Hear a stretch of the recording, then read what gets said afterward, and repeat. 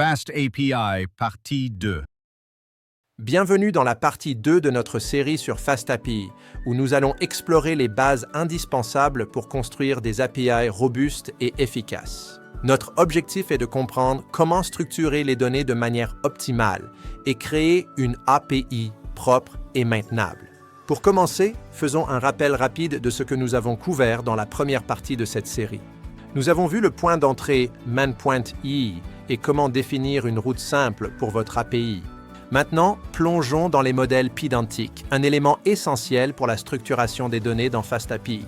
Les modèles Pydantic sont cruciaux car ils définissent la structure attendue de vos données, assurant ainsi la cohérence et la fiabilité de votre API.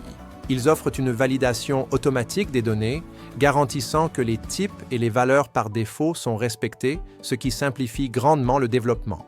Passons aux méthodes HTTP, les verbes qui définissent les actions que votre API peut effectuer.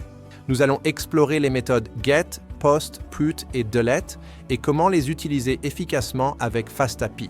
Voici un exemple d'un CRUD minimal en mémoire, sans base de données, pour illustrer ces concepts en action.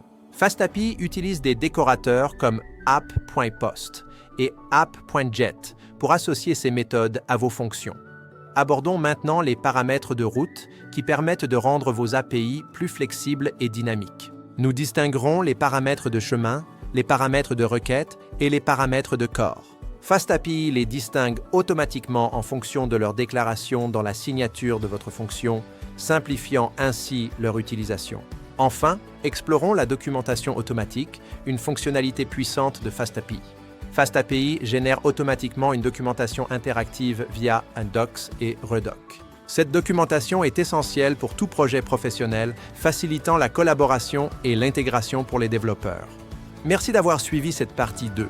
Nous espérons que ces bases vous aideront à construire des API encore plus performantes avec FastAPI.